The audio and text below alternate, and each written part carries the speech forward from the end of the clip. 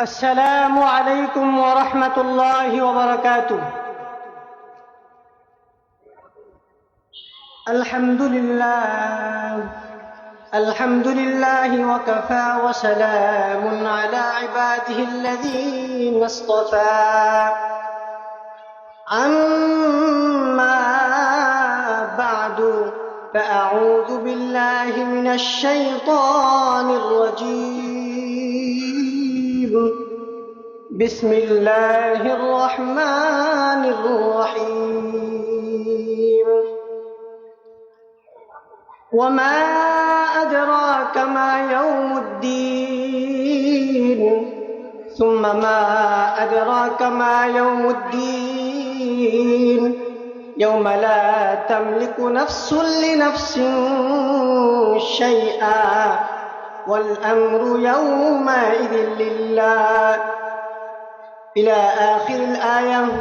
فقال رسول الله صلى الله عليه وسلم عن عائشة رضي الله تعالى عنها قالت: سمعت رسول الله صلى الله عليه وسلم يقول: يحشر الناس يوم القيامة حفاة عراة غرلا. قلت: يا رسول الله الرجال والنساء جميعا ينظر بعضهم إلى بعض. فقال: يا عائشة الأمر أشد من أن ينظر بعضهم إلى بعض أو كما قال النبي عليه الصلاة والسلام. আলহামদুলিল্লাহ, আল্লাহ পাক রব্বুল আলামিনের দরবারে লাখ কোটি শুকর যে মহান তাবারক রব্বুল আলামিন আমাকে আপনাকে এমন একটি ফতনা ফাসাদের জামানায় জালিসুর রহমান তথা বেহেশতের বাগানে আসার জন্য বসার জন্য কিছু দিনই কথা বলা এবং শ্রবণ করার জন্য তৌফিক দান করেছেন। তার জন্য ওই মহা মুনিবের প্রতি সকলে একবার কালিমাতুশ শুকর আদায় করে বলি আলহামদুলিল্লাহ। আর একবার দরুদ সালাম বর্ষিত করি মহামানবের প্রতি, যাকে সৃষ্টি না করলে আকাশ বাতাস তরু লতা পাতা গাছপালা পাহাড় পর্বত নদ নদী খালবিল কোনো কিছু সৃষ্টি করা হতো না। ওই মহা মানবের প্রতি সকলেই সংক্ষিপ্ত আকারে হলেও দরুদ পড়ি বলি সাল্লাল্লাহু আলাইহি ওয়াসাল্লাম। আজকে আমি উক্ত আয়াত ও হাদিসে সংক্ষিপ্ত দুই চারটা কথা বলার চেষ্টা করব। আল্লাহ যে তৌফিক দান করুন, মা তৌফিকি ইল্লা বিল্লাহ। সম্মানিত হাজিরিন, পবিত্র কোরআনুল কারীম থেকে তেলাওয়াত করেছি ওয়ামা আদরাকা মা ইয়াউমুদ্দিন। আল্লাহ তাআলা তার বন্ধু প্যারা হাবিবকে ডাক দিয়া বলতেছে ওয়ামা আদরাকা মা ইয়াউমুদ্দিন, আপনার কি জানা আছে প্রতিফল দিবস কি রূপ হবে, কিয়ামতের ময়দান কি রূপ হবে? আল্লাহ তাআলা তার বন্ধুকে জানিয়ে বলতেছেন।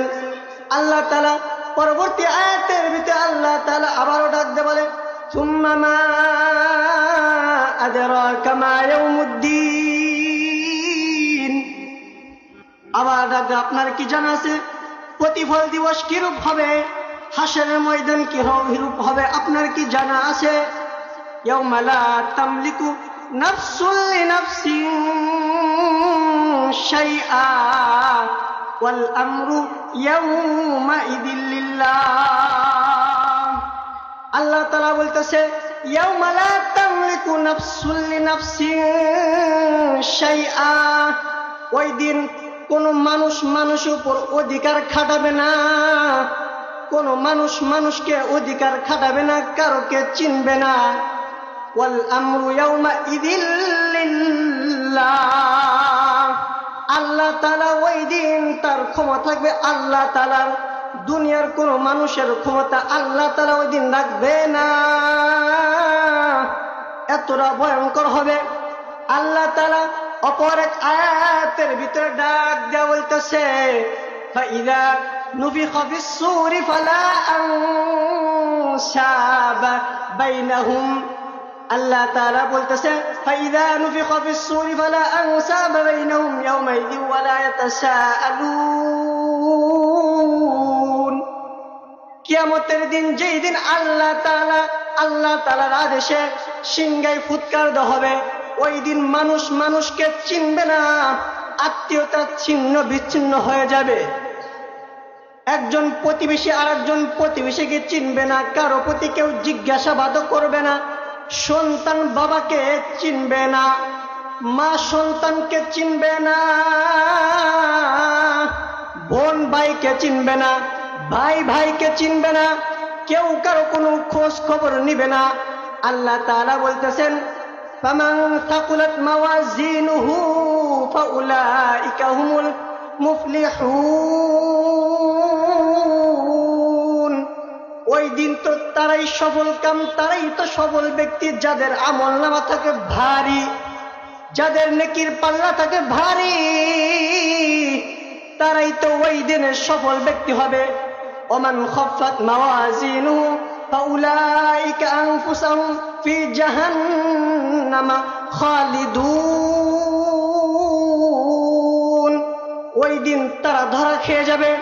যাদের আমলনামা থাকবে হালকা, তারা নিজেরাই নিজেদের আমলনামাকে খারাপ করেছে। কেউ কাউকে ওই দিন বুঝতে পারবে না, বলতে পারবে না, নিজেরাই নিজেরা আমল খারাপ করেছে। আল্লাহ তাআলা বলতেছেন, কেউ কাউকে চিনবে না, কিয়ামতের ময়দান কেউ কাউকে চিনবে না। ওমান খাফফাত মাওয়াজিনুহু ফাউলাইকা খাসিরু আনফুসাহুম ফি জাহান্নামা খালিদুন তালফাউ উজুহাহুমুন নার ওয়া হুম ফিহা কালিহুন। আল্লাহ তাআলা তাদেরকে জাহান্নামে দিবে এবং তাদের মুখমণ্ডলকে আল্লাহ তাআলা আগুন দিয়ে জ্বলছিয়ে দিবেন এবং তাদের আল্লাহ মুখমণ্ডলকে বিকৃত করে দিবেন। কেমন ভয়ঙ্কর হবে আল্লাহ তাআলার ওই হাসরের ময়দান। হাদিসের ভিতরে শোনা যায়, হযরতে আয়েশা সিদ্দিকা রাদিয়াল্লাহু তাআলা আনহা হইতে বর্ণিত, আন আয়েশা রাদিয়াল্লাহু তাআলা আনহা قالت سمعت رسول الله صلى الله عليه وسلم يقول يحشر الناس يوم القيامة حفاة عراة غرلا قلت يا رسول الله الرجال والنساء جميعا ينظر بعضهم إلى بعض فقال يا عائشة الأمر أشد من أن ينظر بعضهم إلى بعض। হযরত আয়েশা সিদ্দিকা রাদিয়াল্লাহু তাআলা বলেন, আমি রাসূলের মুখ দিয়ে শুনেছি, তিনি বলেছেন কিয়ামতের ময়দানে আল্লাহ তাআলা মানুষদেরকে একত্রিত করবেন, এমন ভাবে একত্রিত করবেন যেদিন মানুষদেরকে একত্র নগ্ন পদে খালি পায়ে একজনকে আল্লাহ তাআলা হাসরের ময়দানে উঠাবেন। যেদিন মানুষের পায়ে জুতা থাকবে না, আল্লাহ তাআলা নগ্ন দেহে কিয়ামতের ময়দানে মানুষকে উঠাবেন। যেদিন মানুষের শরীরে কোনো কাপড় থাকবে না, আল্লাহ তাআলা বলতেছেন ওই দিন মানুষের খতনাবিহীন অবস্থায় থাকবে। এত কঠিন ভয়াবহ ওই দিন থাকবে। এই কথা শুনিয়া হযরতে আয়েশা সিদ্দিকা রাদিয়াল্লাহু তাআলা আনহা বলেন, ইয়া রাসূলুল্লাহ, ওই দিন কি একে অপরের দিকে তাকাবে না, একে অপরের দিকে তাকিয়ে দেখবে না? হযরতে আয়েশা সিদ্দিকা রাদিয়াল্লাহু তাআলার কথা শুনে আল্লাহর রাসূল বলেন, ও আয়েশা, ওই দিনটা এত বেশি ভয়ঙ্কর হবে যে মানুষ মানুষের দিকে তাকানোর সুযোগ পাবে না, অবকাশ পাবে না। এত বেশি ভয়ঙ্কর হবে কিয়ামতের ময়দান, হাসরের ময়দান আল্লাহ তাআলা এত বেশি ভয়ঙ্কর রাখবে। ওই হাসরের ময়দান আজ থেকে আমাদের ভিতরে দেখা যায় দুনিয়াটা কষ্ট আমাদের করতে মন চায় না। এই প্রতিফল দিবসে যদি আমার আমলনামা থাকে ভারী, তাহলে আল্লাহ তাআলা ওই দিন আমার জন্য প্রতিফল দিবস কিয়ামতের ময়দান সহজ করে দেবেন। এখন আমাদের দিকে সূর্য 9,30,00,000 মাইল উপরে সূর্য তাপ দেয়। সূর্য তাপ আমরা সহ্য করতে পারি না, সূর্য তাপ আমরা সহ্য করতে পারি না, এমন ভয়াবহ অবস্থা। সূর্য একটা মুখ জমিনের দিকে দেওয়া, আর বাকি 11টা মুখ আল্লাহ আসমানের দিকে ফিরিয়ে দিয়েছেন। তারপর সূর্য তাপ আমরা সহ্য করতে পারি না। আল্লাহ তাআলা কিয়ামতের ময়দানে সূর্যের 12টা মুখ জমিনের দিকে তাকিয়ে জমিনের দিকে দিয়ে দিবেন, মানুষকে তাপ দিতে থাকবে। ওই দিন ময়দানটা হবে তামার ময়দান। মানুষের মাথার মগজগুলো এই সূর্যের তাদের টকবক করে গলে পড়ে থাকবে। এমন ভয়াবহ অবস্থা হবে,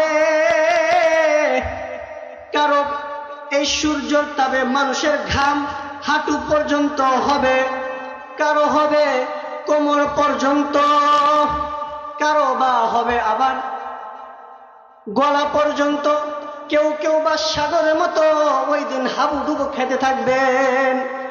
এমন কঠিন মুসিবতের দিন যদি আমরা বাঁচতে চাই, আমাদেরকে একটা আমল করতে হবে। আল্লাহর রাসূল বলেন, কিয়ামতের দিন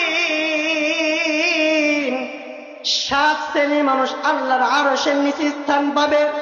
এই 7 শ্রেণীর মানুষ ব্যতীত আর কেউ আরশের নিচে স্থান পাবে না। এমন কঠিন ভয়াবহ দিন, আল্লাহর আরশ ব্যতীত কোনো ছায়া থাকবে না।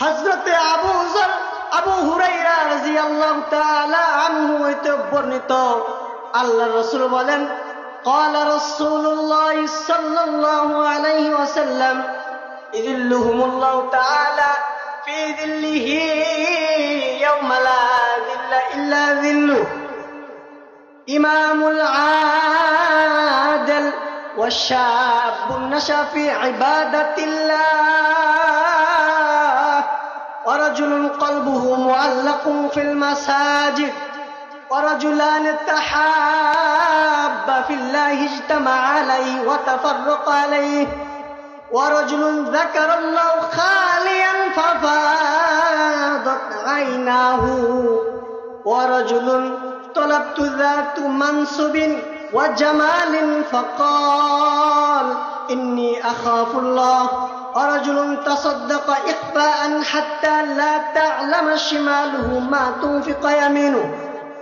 আল্লাহ তাআলা ওই দিন বলতেছে, কিয়ামতের ময়দানে আল্লাহর আরশ ছাড়া কোন স্থান থাকবে না। সাবাতু ইযিল্লুহুমুল্লাহু তাআলা ফি যিল্লিহি ইয়াওমা লা যিল্লা ইল্লা যিল্লুহ। ওই দিন আল্লাহর আরশের ছাড়া কোন স্থান থাকবে না। 7 শ্রেণীর মানুষকে আল্লাহ তাআলা আরশের স্থান দিবেন। 1 নাম্বার বলা হয়েছে ইমামুল আদিল। 1 নাম্বার বলেছে ইমামুল আদিল, ন্যায় পরায়ণকারী শাসক। আল্লাহ তাআলা ওই দিন ন্যায় পরায়ণকারী শাসককে আল্লাহর আরশের নিচে স্থান দিবেন। এখন প্রশ্ন আসতে পারে, ন্যায় পরায়ণকারী শাসক আবার কারা? আমরা তো গরিব মানুষ, আমরা কি শাসক হতে পারি না? বলা হয়েছে ন্যায় পরায়ণকারী শাসক হলে একজন প্রধানমন্ত্রী ন্যায় পরায়ণকারী শাসক হতে পারে, একজন এমপি হতে পারে, একজন মন্ত্রী হতে পারে, আপনার এলাকার চেয়ারম্যান হতে পারে, মেম্বার হতে পারে, সমাজের ভিতরে যারা নেতৃত্ব দেয় তারা হতে পারে। এমনকি আপনি সমাজের ভিতরে মসজিদ চালান, সমাজ চালান, আপনি আপনার মসজিদের ভিতর সমাজ পরিকল্পনা করার কারণে আল্লাহ তাআলা ইমামুল আদিল বানিয়ে দিবেন। আপনি পরিবারের কর্তা, আপনি ওই ইমামুল আদিল হতে পারেন। ন্যায় নিষ্ঠার সাথে সমাজ পরিচালনা করবেন, রাষ্ট্রীয় পরিচালক করবেন, আল্লাহ তাআলা আপনাকে ইমামুল আদিলের জায়গায় নাম লিখে দিবেন। 2 নাম্বার বলা হয়েছে ওয়াশাবুন নাশা ফি ইবাদাতিল্লাহ। 2 নাম্বার ওই যুবক যার যৌবন কালটা আল্লাহর ইবাদতে কাটায়, যার যৌবন কালটা আল্লাহর দিকে কাটায়। আজান হলে ভালো লাগে না, কখন মসজিদে যেতে পারবো এই টেনশন করে, চিন্তা করে, জমিনে কাজ করে, চাকরি বাকরি করে, তার চিন্তা থাকে কখন যেন আজান হবে, আমি মসজিদে যাব, মুয়াজ্জিন ডাক দেয়, মুয়াজ্জিনের হাইয়া আলাস সালাহ, এই ডাকের অপেক্ষায় থাকে। আল্লাহ তাআলা ওই ব্যক্তিকে কিয়ামতের ময়দানে আরশের নিচে স্থান দিবেন। 2 নাম্বার, ওই ব্যক্তি যার যৌবনকালে আল্লাহর ইবাদতে কাটায়, ওয়াশাবুন নাশা ফি ইবাদাতিল্লাহ, ওই ব্যক্তি যার যৌবনটা আল্লাহর ইবাদতে কাটায়। 3 নাম্বার, ওয়ারাজুলুন কলবুহু মুআল্লাকুন ফিল মাসাজিদ, 3 নাম্বার, ওই ব্যক্তি যার অন্তরটা মসজিদের সাথে টানা থাকে, মসজিদের সাথে টানা থাকে, কখন যেন আযান হবে, কখন নামাজ পড়ব, এই কথা টেনশন করে। 2 নাম্বার, ওয়াশাবুন নাশা ফি ইবাদাতিল্লাহ, যৌবন কাটা আল্লাহর ইবাদতে কাটায়। 3 নাম্বার, ওই ব্যক্তি যার মসজিদের সাথে তার অন্তর টানা থাকে, মসজিদে তাকে মোহাব্বত থাকে। 4 নাম্বার, ওই ব্যক্তি নবীজি বলেন ওয়ারাজুলান তাহাব্বা ফিল্লাহি ইজতামা আলাইহি ওয়া তাফাররাকা আলাইহি। 4 নাম্বার, ওই ব্যক্তি, ওই দুই ব্যক্তি যারা পরস্পরে ভালোবাসে আল্লাহ তাআলা সন্তুষ্টি অর্জনের লক্ষ্যে, আল্লাহ তাআলা ওই ব্যক্তিকে কিয়ামতের ময়দানে আরশের নিচে স্থান দিবেন। আপনি মানুষকে ভালোবাসেন আল্লাহ তাআলাকে খুশির জন্য, ইমাম সাহেবকে ভালোবাসেন আল্লাহ তাআলা খুশি হবেন বিদায়, মসজিদের মুসল্লিকে ভালোবাসেন আল্লাহ তাআলা খুশি হবেন বিদায়, মুয়াজ্জিনকে ভালোবাসেন আল্লাহ তাআলা খুশি হবেন বিদায়। ওই সমস্ত ব্যক্তিকে আল্লাহ তাআলা কিয়ামতের ময়দানে আরশের নিচে স্থান দিবেন। এবং ওই সমস্ত ব্যক্তিকে আল্লাহ তাআলা পৃথক হইতে বলছেন, যারা আল্লাহর জন্য একে অপরের সাথে পৃথক হয়ে যায়। আপনি সুদ খান, ঘুষ খান, হারাম খান, মিথ্যা কথা বলেন, বেবিচারি করেন, আপনার সাথে আমি পৃথক হব আল্লাহ তাআলাকে সন্তুষ্টি করার জন্য, দুনিয়ার কোনো মানুষকে রাজি খুশি করানোর জন্য না। তার টাকা আছে বলে তাকে ভালোবাসবো এটা নয়, তার টাকা নাই বলে তার সাথে দুশ্মনী করবে এটা নয়। আল্লাহ তাআলার সাথে ভালোবাসতে হলে মানুষকে ভালোবাসতে আল্লাহ তাআলার সন্তুষ্টি অর্জনের জন্য। 5 নাম্বার, ওই ব্যক্তি ওয়ারাজুলুন যাকারাল্লাহু খালিয়ান ফাফাদাত আইনাহু। 5 নাম্বার, ওই ব্যক্তি যিনি নির্জনে দুচোখ হতে পানি ঝরায় আল্লাহকে পাওয়ার জন্য নির্জনে পানি ঝরায়, গভীর রাতে উঠে আল্লাহর দরবারে কান্নাকাটি করে, আল্লাহকে ভয় করে চোখের পানি ফেলায়, নির্জনে আল্লাহকে ভয় করে চোখের পানি ফেলায়, জাহান্নামের কথা ভয় করে চোখের পানি ফেলায়। ওই ব্যক্তিকে আল্লাহ তাআলা আরশের নিচে স্থান দিবেন। 6 নাম্বার, ওই ব্যক্তিকে আল্লাহ তাআলা স্থান দিবেন ওয়ারাজুলুন তালাবাতহু যাতু মানসিবিন ওয়া জামালিন ফাকাল ইন্নী আখাফুল্লাহ। আল্লাহ তাআলা ওই ব্যক্তিকে স্থান দিবেন যে ব্যক্তি কোন সম্ভ্রান্ত পরিবারের সুন্দরী মহিলা তাকে খারাপ কাজে কুমন্ত্রণা দেয়, খারাপ কাজে আহ্বান করে, আর ওই ব্যক্তি আল্লাহর দিকে ভয় করে বলে ইন্নী আখাফুল্লাহ, আমি আল্লাহ তাআলাকে ভয় করি, ইন্নী আখাফুল্লাহ, আমি আল্লাহ তাআলাকে ভয় করি, খারাপ কাজে যাই না, জিনার কাজে যাই না। ওই সমস্ত ব্যক্তিকে আল্লাহ তাআলা তার আরশের নিচে স্থান দিবেন। 7 নাম্বার, ওই ব্যক্তি ওয়ারাজুলুন তাসাদ্দাকা ইখফাআন হাত্তা লা তা'লামা শিমালুহু মা তুনফিকু ইয়ামিনুহু। ওই ব্যক্তি যিনি দান সদকা করে গোপনে, এমন গোপনে দান করে যে সে ডান হাতে দান করলে বাম হাত টের পায় না, বাম হাতে কি দেয় ডান হাতেও টের পায় না।